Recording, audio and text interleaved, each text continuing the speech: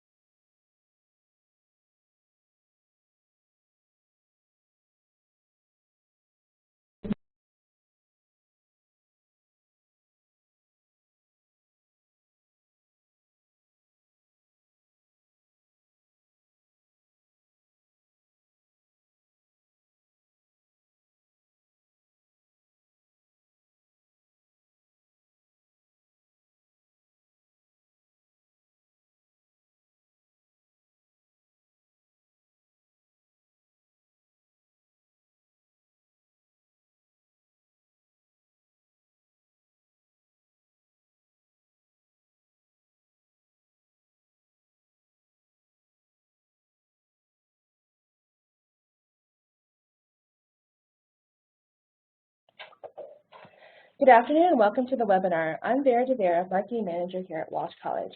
You're joining us today for Cyber Risk in Our Hyper-Connected World with Dr. Barbara Shimatero, Chair of Decision Sciences here at Walsh College. At this time, we're conducting our final audio test. All participants will be in listen-only mode for the duration of today's session. If you can hear the sound of my voice and haven't already done so, please let me know by typing in "I can hear you" in the chat panel located on the right side of your screen. A reminder that our webinar broadcast begins shortly. Keep in mind that since you'll be in listen-only mode, please send us a message through chat if you're experiencing any audio or technical difficulties. You'll also notice that we'll be conducting polls throughout the webinar, and our first poll will now be opened. Please take a moment to participate by sharing with us how you heard about, by sharing how you are affiliated with the college. And I'm going to put myself back on mute. Just it looks like people can hear us. I know we had technical difficulties. Awesome. Thank you so much. So we'll just go ahead and begin the webinar, and I will advance to the. Did you want to do the poll? The poll.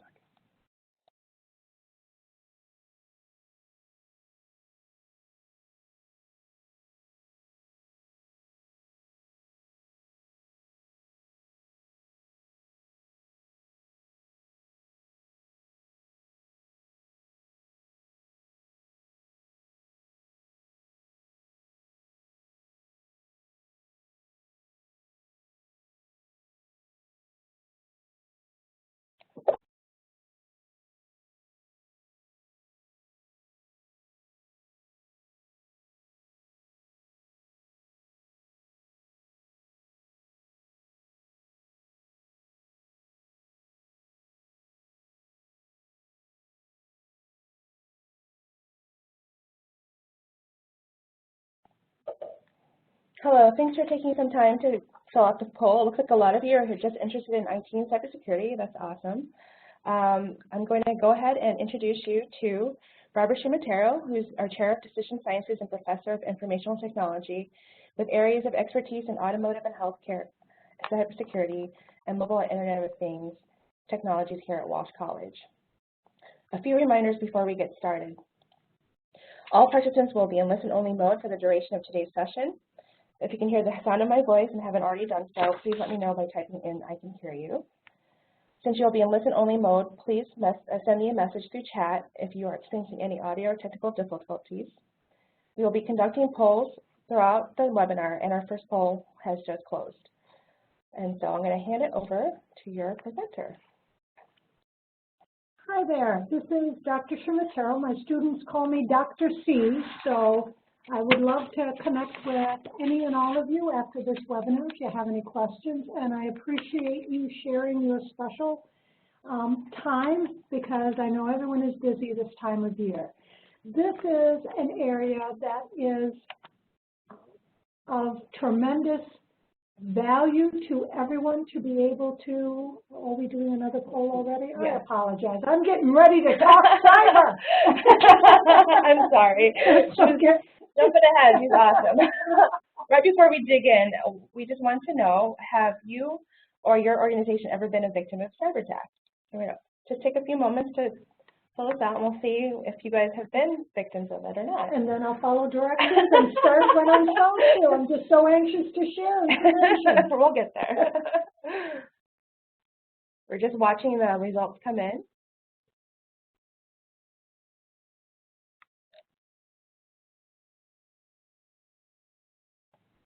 It looks like about almost 50% of you have been a victim, or your organization has been. And some of you aren't sure. Is that alarming to you? That is absolutely possible. And I can give an example of that when you're ready for me to start talking. Oh, yeah. Here you go. Handing it over. So when we talk about, whoops, how do I, up here? Rather than, oh, no, hold on. Oh, still. Sorry. I'm still too anxious. Well, let's answer the question as to how you could not be sure. When we saw the attack against the DNS server a couple weeks ago that brought down a lot of major retailers on the East Coast, a certain virus was used called the Mariah virus. That virus actually used what we would call Internet of Things embedded devices to launch that attack against the DNS server.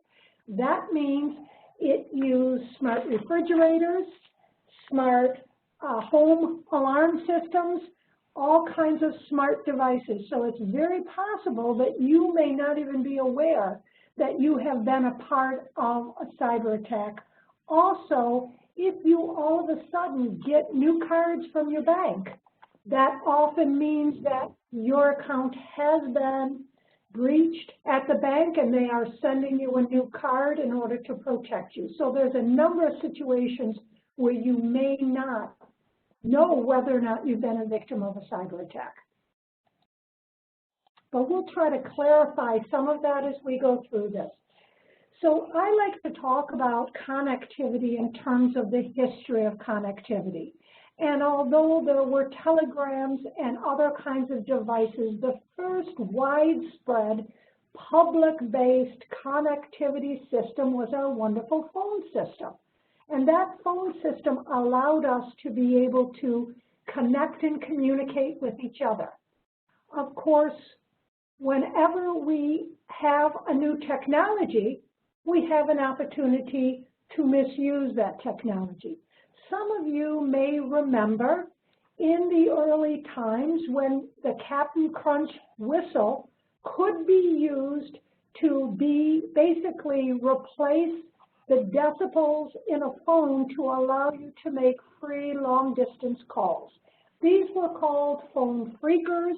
We had Stephen Jobs, we had John Draper. You see a picture of them. In the beginning, they used this device to try to breach the phone system. At that time, a quarterly newspaper, it wasn't even a newspaper at that time, called the 2600 Quarterly. That has continued to be a quarterly that reports on hacking and breaches. The 2600 refers to the decibels that were used with the Captain Crunch whistle to be able to breach the phone system. So it's an interesting history that it started even then.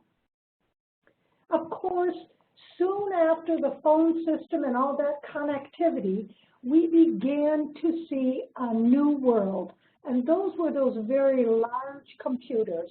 Of course, we began to use some of the computers in World War II, and then they began to use these large computers in several educational institutions, such as MIT, where students worked on these computers. Many cases, they were Department of Defense grants. So, of course, as the students began to experience these computers, they became very curious about them and tried to see what they could do with those computers, maybe beyond what they were expected to do with them. And so at that point, a new world began. And initially, hackers were really viewed as very curious people who were trying to figure things out rather than do damage. So there's a hacker manifesto, and here is part of it. I am a hacker, and this is my manifesto. You may stop this individual, but you can't stop us all. Yes, I am a criminal. My criminal is that of curiosity. It is that of outsmarting you, something that you will never forgive me for. The goal of the hacker at this point was not to do damage, not to steal information, but basically to try to figure out how far and what they could do with these very large computing systems. Of course, then that world began to have offspring, and we began to have, from mainframes, of course, we went through a period of many frames, and then we introduced the personal computer. The personal computer initially was a standalone system, but you could still share information from one computer to another through floppy disks. And although those floppy disks, at this point, we didn't have the major breaches that we have now, it was possible to transfer malware from one computer to another through what we called at that time the sneaker net. As I say, those standalone desktops became very lonely, and we also began to see that sneaker net was very inefficient and limited our ability to share information with each other. And so the world of networking began. And networking initially was within individual organizations. Then it grew to cross geographic distances, so you could share information across telco lines. And so this whole network now opened up an opportunity that if malware was introduced into the system, it could easily spread to all of the devices that were connected to that network. So we began to see the risks increase. And of course, the next step in the interconnectivity was connectivity with the internet. Initially, it was rather contained with America Online, CompuServe. The modem rate, which is the way you connected at that time, was relatively low, and so it was rather difficult to do a lot of work on the internet. But we soon began to see companies realizing, and other organizations, that they could now reach the world through the internet. And as soon as we now saw that it was possible to reach the world through the internet, of course, what you can reach out allows what you can come back in. The internet itself was never designed to be able to be a secure system. It was designed to be able to share information across geographic distances. So we had the connectivity, we had access to the internet, and it was all good until one of the first malware was actually an unintended malware. It was the Morris Internet Worm. And this was a college student who really just wanted to see how many nodes there were on the internet. But the program that they wrote, the malware that they wrote, was basically acted as a worm, which means it continued to spread on its own and eat up all available bandwidth. This wasn't the first of all kinds of internet attacks, but it certainly was one of the most well-known, and it was the time when we all began to see that damage could be spread very quickly to all connected nodes on the internet. And at that point, the chapter that we are still in continues. We saw, starting in 1986, all the way through a number of viruses, and those of us who were involved in protecting networks at that time, we really struggled with a lot of these. They came through our email systems, they shut down our systems, a lot of various malware attacks that continue to evolve over the years. Now we saw a new industry begin, and that industry was, okay, we realize attacks. How do we defend against these attacks? And that's when the world of malware protection, virus protection came into play. That's when we started building devices such as firewalls, such as intrusion detection systems, to try to catch and guard our systems against these kind of spreading malware. That market has grown to $122 billion in 2016, to expected to grow to $202 billion in 2021. The market of people trying to find solutions to these various attacks that continue to grow is a massive market, and it continues to grow.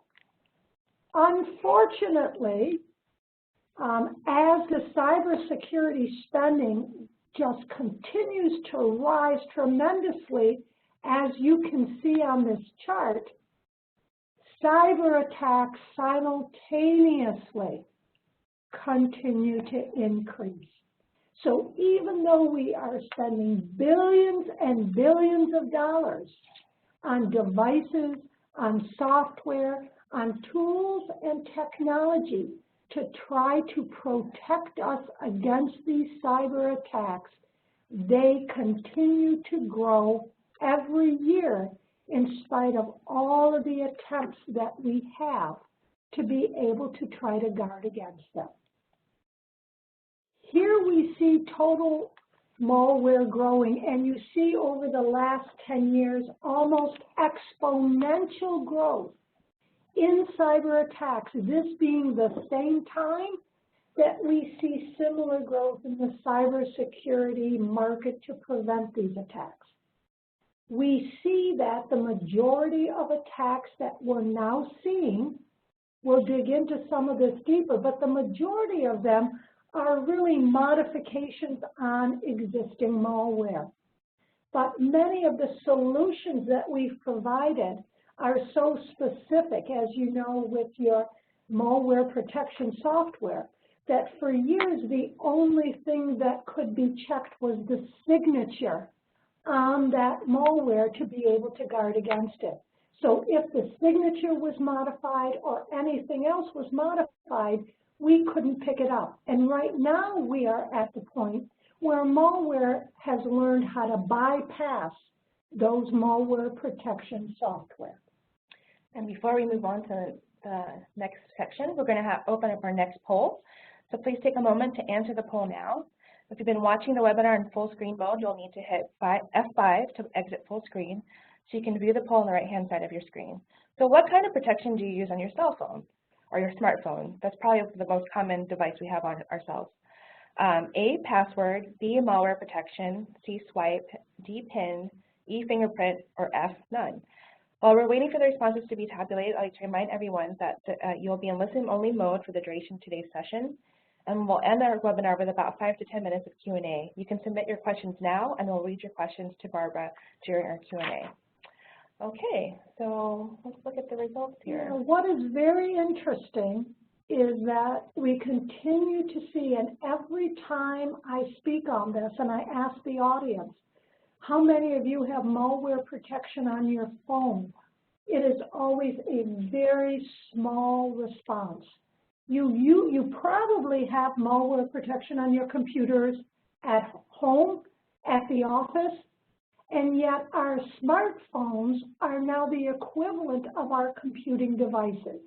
And we do not protect them to the degree that we should. And as a result, as you'll see in this, mobile phones, mobile technology, smartphones continue to be one of the main passages to be able to spread malware and breach systems. Look at this clicker. There we go. And as we say, the world of mobile began.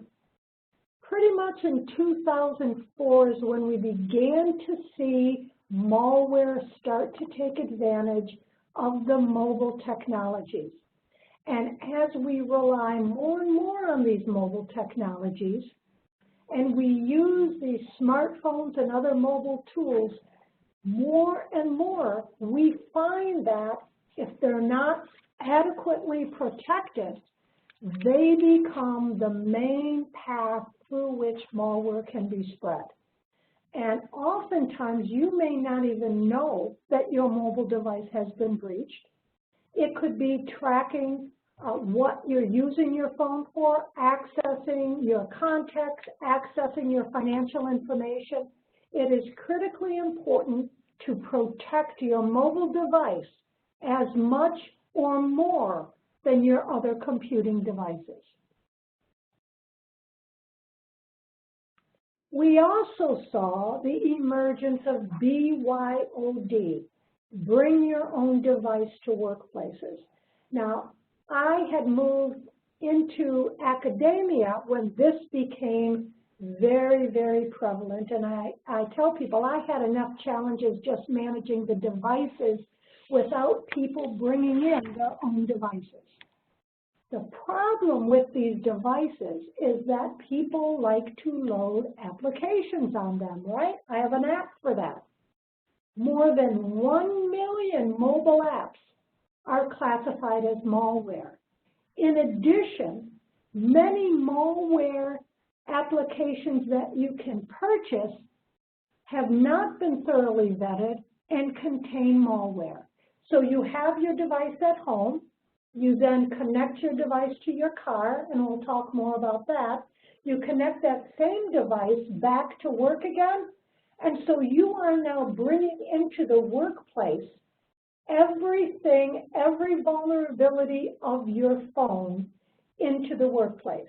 Now, many organizations, after the first flurry of this, have created mobile device management, where they now have more restrictions on controlling the devices that bring in. But many, many, many organizations have embraced BYOD as a way to increase productivity and morale. You have to understand that with this comes tremendous risk that you are going to have to monitor in your organization. Nearly 25% of mobile apps have at least one high-risk security flaw. 75% of all mobile security breaches are through apps. 55% of financial companies believe that BYOD policies create risk. 47% of business executives say they lead to major risks. And as we said, and what the poll supported, the majority of smartphone users do not secure their phone adequately or use malware protection. All right, and we're on to our next poll. Let me open it up here. And at this time, you can answer the poll now. If you've been watching the webinar in full screen mode, you'll have to hit F5 to exit full screen, so you can view the poll on the right-hand side of your screen. So what do you think is the largest motivation behind cyber attacks? Is it A, cybercrime, B, hacktivism, C, cyber espionage, D, cyber war, or E, none of the above? And so we're just watching everybody come in here. There's some pretty strong opinions if you see the results roll in. Well, the results really show that it's where the money is, right? Mm-hmm. And so cybercrime is one of the largest areas, but it's interesting that people are also identifying hacktivism. And we'll talk about that in a few minutes. Hacktivism started out being a form of political commentary, but we'll see that hacktivism has turned into, in many cases, similar to cyber attacks. So those of you who answered that are very astute and obviously very knowledgeable about the risks in cybersecurity. So let's look at where some of these risks come up. So as these attackers grew up, many in the beginning, it was they would flood your email system, they would bring your system down. We didn't really see the kinds of attacks for money and other motivations that we see now. So as these attackers grew up, we saw growth in different motivations. Cybercrime being one of the largest motivations behind attacks. So folks are absolutely right in that. Hacktivism, another, so very good for those. We are seeing an increase in both cyber espionage, cyber terrorism, and of course cyber war. People are not as aware as they may want to be at the amount of preparation that is going on right now to prepare for cyber war. So let's talk a little bit more about some of these risks. So cybercrime. Certainly cybercrime is driving many, many malware attacks. Crime involving computers and networks has cost the world economy more than $445 billion in 2014, and it is estimated by 2019 to cost businesses over $2 trillion.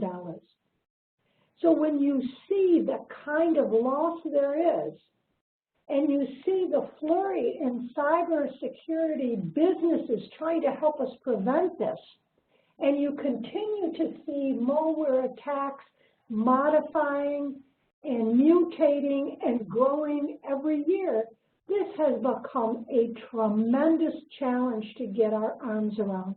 because a lot of what we've been doing is simply not working. And later on, we'll talk about some of the current approaches that we hope will allow us to prevent and mitigate some of this cybercrime. So global cybercrime costs, you see this is a graph that really shows you the increase that in spite, as I say, and I know I'm standing on that soapbox, but in spite of all the money we're spending, we're still losing up billions and billions of dollars, and we don't see any stop to that in the near future. The advanced persistent threat that some of you may have heard about is a unique type of cyber attack.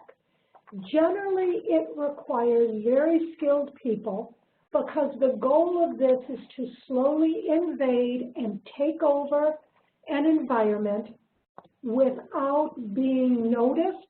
So you move in, you back out, you wait a while. You move in, you back out, you wait a while, you take over, you gain privilege until you gain control of the system. And as I said, this is for very skilled attackers generally because they are able to hide evidence of what they've done. Usually, companies historically know that they have been the victim of an APT attack when they have learned that much of their data has been exfiltrated, that they have lost data. And I'm a member of InfraGard, and when we talk about this with our FBI partners, they say that in many cases, it is only when some of this information is made available on more public sites that the FDA monitors, that they go to companies and say, do you realize you've been breached? The average amount of time that has been up to this point to be able to even be aware of a breach in your system is 6 months. Now, spearfishing, we'll see phishing being kind of a recurrent theme here. Spearfishing is sending focused phishing emails to members in an organization to lure them to open up, whether it's a file or access a website. We see that spearfishing is the most common method for initiating APT, advanced persistent threat. And when you realize that RSA, one of our premier security companies, actually suffered a breach through a spearfishing email, you realize how insidious these kinds of emails can be. The other part that we're seeing a major increase now is our healthcare breaches. Right now, we see the healthcare sector as the most targeted industry from cyber criminals. One research report that I read estimated 43% of all of our healthcare records have been breached in the United States. Now, many of that has been through some of the insurance breaches, some of the payroll and credit breaches, but we're also seeing, as you've, I'm sure, read about and heard about, we're seeing an awful lot of ransomware attacks against healthcare organizations where they are unprepared to be able to meet those ransomware requests. And even though their information may become available if they pay the ransomware, we know that the attackers have breached that system and have accessed what they feel they need to access. The next step that we saw happening in our world of hyperconnectivity is what is known as machine-to-machine. Machine-to-machine has led to the Internet of Things, but initially, machine-to-machine relies on sensors and actuators, so it's similar to Internet of Things, but it basically was used to connect similar devices. So it didn't really cross different devices. However, they could still be breached if you could access those sensors. So we saw a lot of these solutions achieved to increase productivity gains, a lot of when you saw a lot of industries trying to adopt different technologies where they could connect, for example, their inventory electronically and know exactly what they had in stock. As MTM grew, so did what we refer to now as the Internet of Things. And right now, the Internet of Things is the greatest challenge that we're facing. We expect 50 billion of Internet of Things devices to be in place within the next 5 to 10 years. Now, what does this include? It includes just about everything you can imagine. It includes those baby monitors. It includes those home web-based alarm systems. In fact, a recent study showed that 100% of those web-based systems are vulnerable.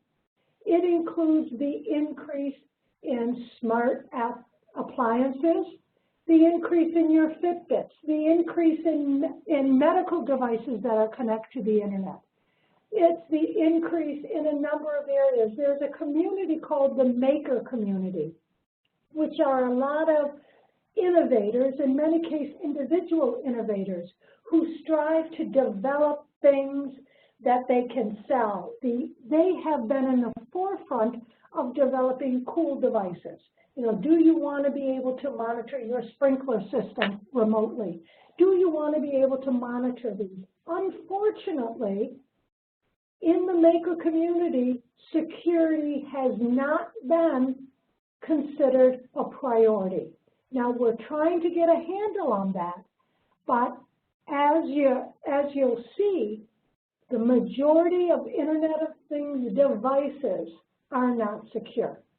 There is this wonderful vision of smart cities, autonomous vehicles, sensors and actuators in roadways, in medical devices, including pacemakers, going beyond and creating this world, even when we talk about our national infrastructure, our energy management, all of that is the vision of IoT. One of the challenges in this vision and in securing these devices is that we are not, cybersecurity, traditional IT and cybersecurity professionals are not trained in securing these kinds of cyber physical systems, these sensors and actuators. A study conducted by Hewlett-Packard 2 years ago, and it was repeated again last year, found that 75% of all Internet of Things devices are vulnerable to hacking. You can see the vulnerability on privacy. 80% raised privacy concerns because this data is being collected about us without our knowledge, many cases without our approval, and we're not even sure how that data is being used. A lot of the problems in the Mariah DNS attack was that there are passwords that may be built into these systems, but they're default passwords, and in many cases, users cannot modify those. 70% of the devices do not encrypt the data, and so we see that these Internet of Things devices that are really becoming the foundation of much of our buildings, of our technology, of our medical, of our homes, of our cars, is not yet secure. And when I recently spoke with our friends at the Engineering Society of Detroit, one of the statements I made to them is this is a time where the engineering community has to partner with IT and cybersecurity. We can't put a firewall in front of a smart appliance.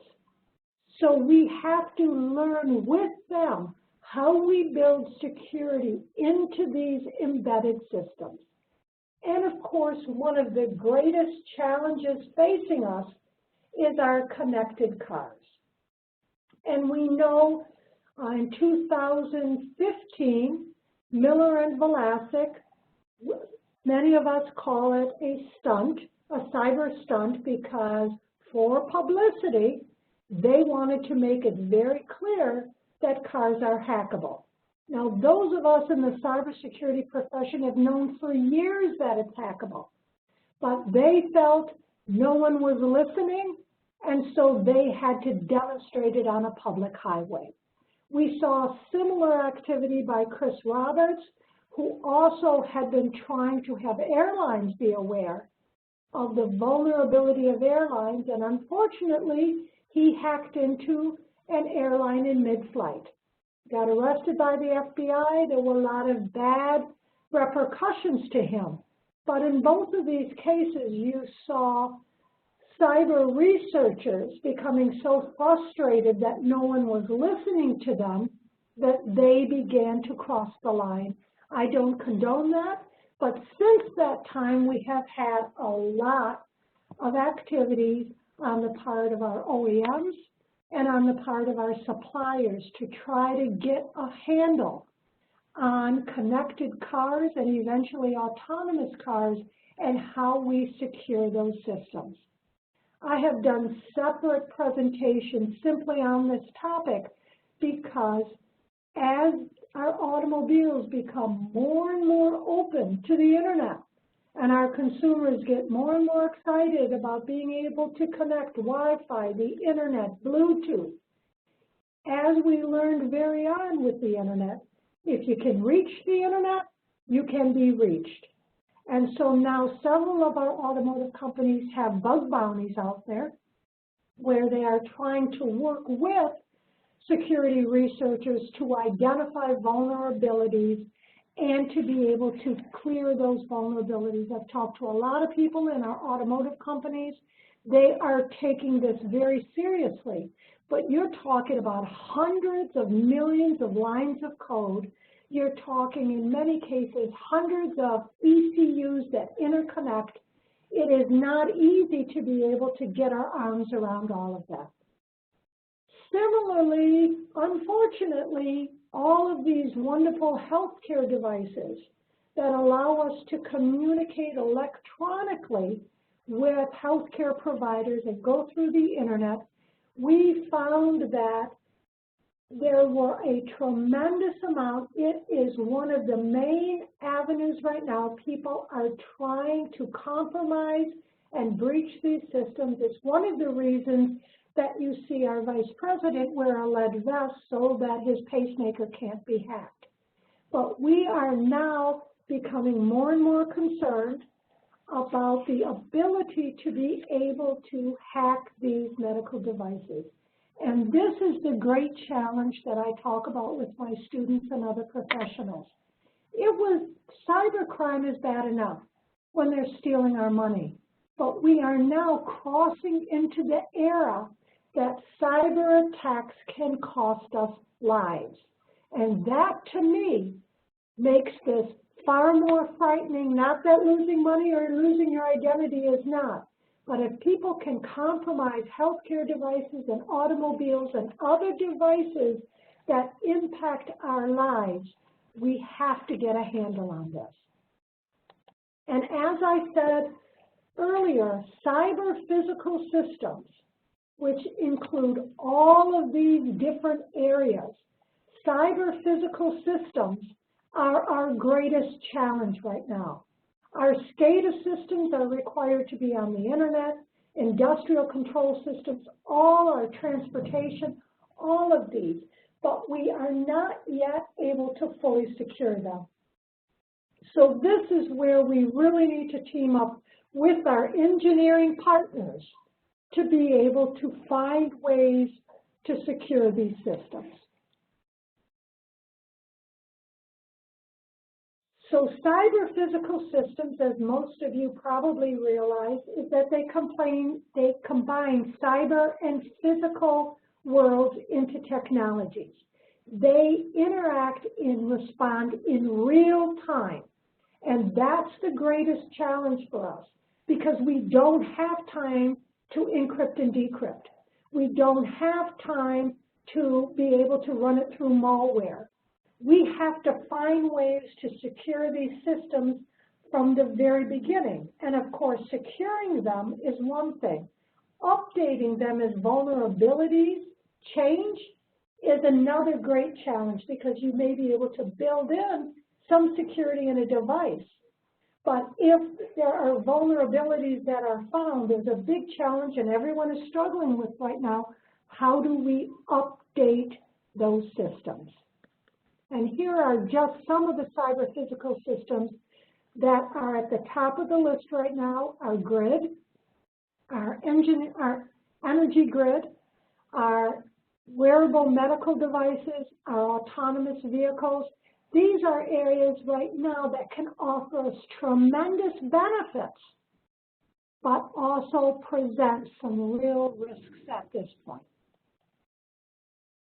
So here are the security challenges: direct interaction with the real world, limited memory space, real-time response, and as I've said, traditional cybersecurity focuses on the protection of information. We have not historically focused on real-time resilience. Updates and patches are far more difficult on cyber-physical systems. Many legacy systems that are in place right now, particularly in our energy, our national infrastructure of energy, are not adaptable to security updates. They have to be replaced. Management systems often run old technology, and remote access and interconnectivity among these devices still present many vulnerabilities and avenues for attacks. The US ICS CERT released a report in 2015 that there were a number of incidents against our SCADA and industrial control systems. This is a number of attacks that are going on right now against critical manufacturing, engineering, transportation system, water systems. So this is going on right now, and we are trying to fight this battle so that we can get our hands around it before a major breach occurs that could really pose a national challenge for us.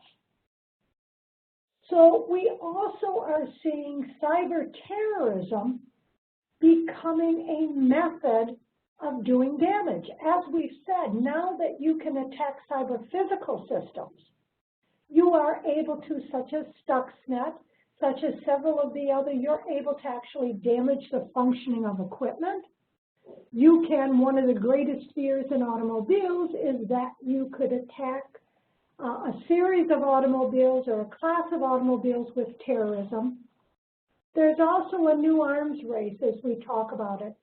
Zero-day exploits are sold on the market every day, and you can get a lot of money for discovering a zero-day exploit. These exploits have no known fix. So we're seeing, in the same way that there used to be selling of weaponry, we're seeing malware, zero-day exploits being sold on the market as a form of a weapon. Unfortunately, we've also seen attacks that have been allegedly related to some of our terrorist groups. And here are several attacks that's been allegedly sourced through ISIS. And you see that they're going on. There was just recently an attack in Saudi Arabia. There continues to be a lot of attacks that are viewed as cyber terrorism attacks because folks are getting their arms around many of these weaknesses. A lot of these attacks are breaking in through these cyber physical systems or through some of the more generic methods such as phishing emails and other types of attacks. We also see that cyber war is considered the fifth domain of war, and I can assure you that all countries are building their tools and technology to be able to compete and win in a cyber war. Now, most folks do not believe that it will be purely a cyber war. it will probably be a hybrid attack. But a cyber war can bring down many of our infrastructures or limit our ability to respond. So I can tell you that all of our military have created cyber-focused areas where they are working on both preparing the battlefield and defending the battlefield, as they call it. This is another whole area of exploration. Here is my frustration. There are 100,000 phishing emails every day.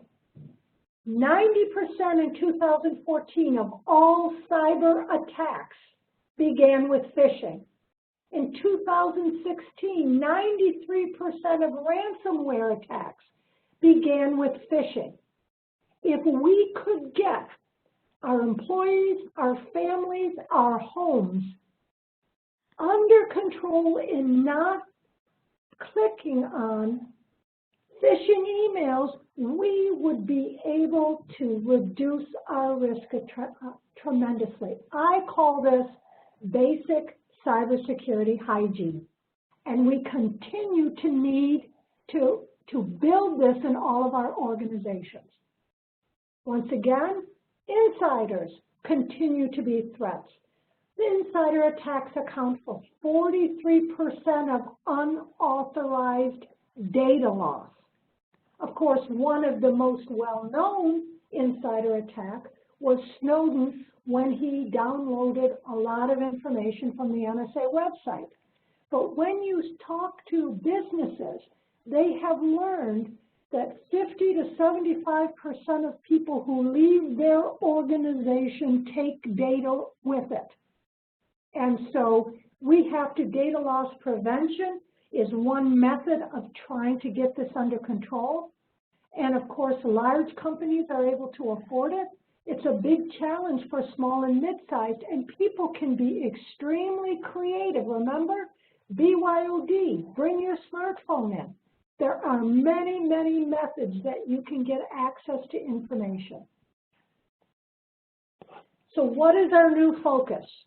Our new focus is we have to detect early. We may not be able to stop all the attacks, but if we can identify them quickly enough to stop damage, we will at least win half the battle. And as I said earlier, most companies take over 6 months to even know that they have been a victim of data breaches. So what are some of the new solutions we have?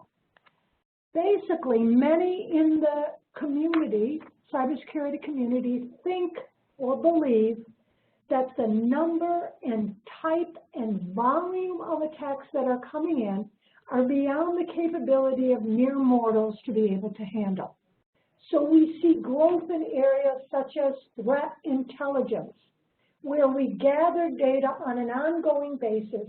We use big data, data analytic technologies to try, and artificial intelligence, to try to get a handle on what appears to be abnormal as it comes into the system so that we can stop the damage before it's done. This is one of the new silver bullets. Unfortunately, as I said, it is very expensive. And so I'm constantly being asked by small and mid-sized businesses, what do we do? And it's a challenge. I say to them, basic security hygiene can get you a long way. Segment your networks, train your employees, do not click on phishing emails, maybe disable BYOD. Cognitive computing is one of the new methods, and there's 2 areas, cognitive computing and artificial intelligence. They kind of share, some people refer to them similarly, and they do have some similarities. Cognitive computing was really named by IBM.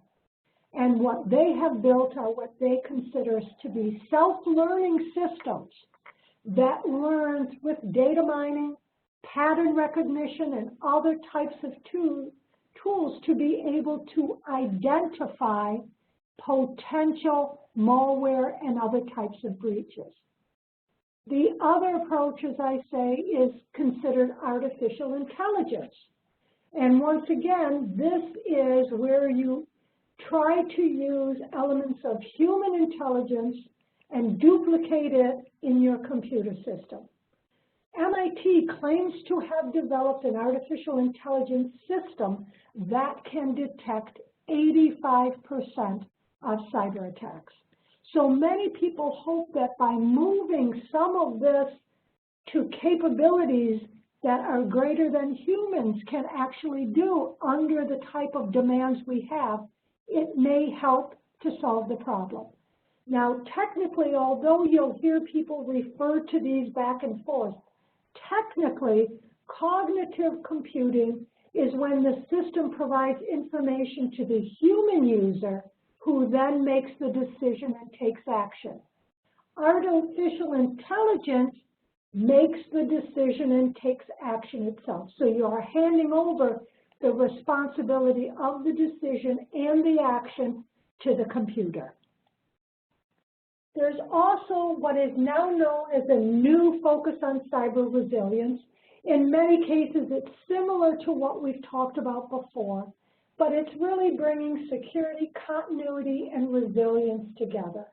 What we're trying to do is build environments so that if an attack comes in, we can segment it, we can protect the rest of the environment of it, our business can continue to run. So this is a new area that is getting a lot of attention under the term cyber resilience.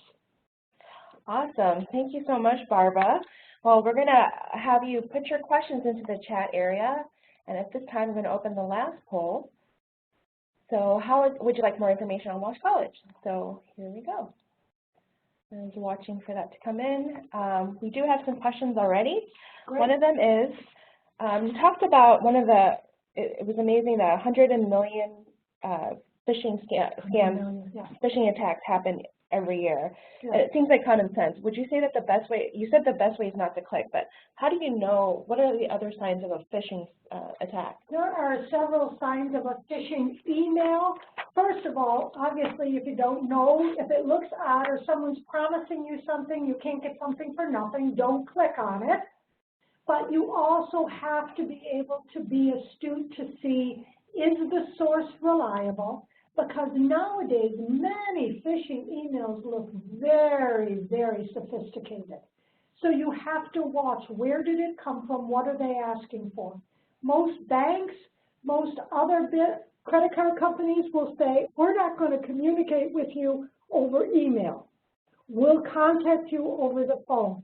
There are some great phishing tests online right now that really challenge you to determine, is this a phishing email or not? I'm such a skeptic. I end up marking everything as phishing, but it does give you an opportunity to learn what to look for in the header and other aspects of an email to identify it as a phishing email. Great, thank you. We have another question. Sometimes when I'm on social media on my smartphone, I'll see an offer pop up in a new window for a new iPhone or something similarly. I usually just close out the app and it goes away. Is this the best thing to do, or should I worry that this is a phishing pop-up? Part of this depends on whether or not you have enabled apps to appear, ads to appear in your applications. In many cases, you can get an application for free because you're allowing it to be ad enabled. So people will pop up ads within that application. I certainly would not click on any of those. I think that connecting through apps, you have to be very, very cautious. And I know we live and breathe by many of these apps, but at least run these through your virus, your malware protection on your phone to make sure that they are authentic. There are even malware embedded in malware prevention software, so go with a reliable one. Search on Google if that's the best way. Most reliable malware protection software. Don't get an off-the-shelf one, get a reliable one. Great. Another question, because autonomous vehicle systems rely so heavily on AI and learning from driver behavior, where do you see artificial intelligence with regard to security in autonomous vehicles? Well, Scott McCormick, who is the president of the Connected Vehicle Trade Association, a very brilliant man who has a background in artificial intelligence, really sees artificial intelligence as being a key part of allowing autonomous vehicles to be able to function. Of course, he is an advocate of autonomous vehicles as saving lives, but you really will need artificial intelligence, once again, because you're gathering so much information from so many sources, and you have to respond in real time. It cannot rely on the human to do that. So I believe AI is right there along with our autonomous vehicles. We are using some of it already and are connected in our vehicles, of course, but autonomous vehicles will rely a great deal on it.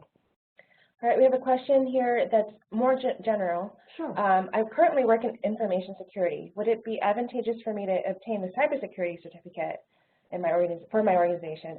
Also, are there successes from those who have obtained the certificate?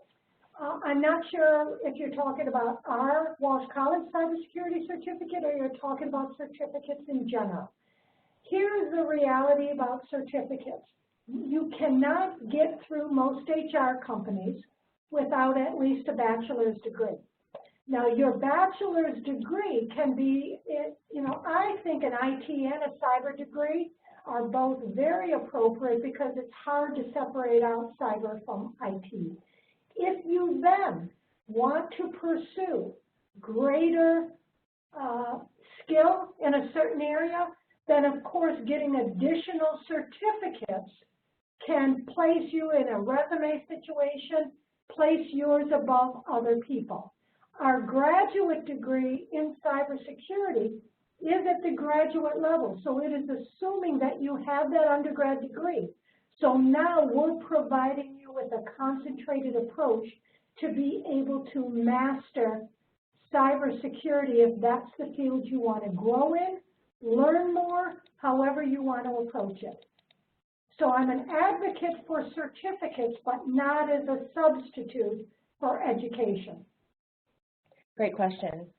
Do you think that the trends will change now that businesses are aware of the increasing risk? In other words, do you think organizations will make changes such as educating employees, adding new software or processes, and that these changes will reduce the amount of cyber attacks? I sure hope so.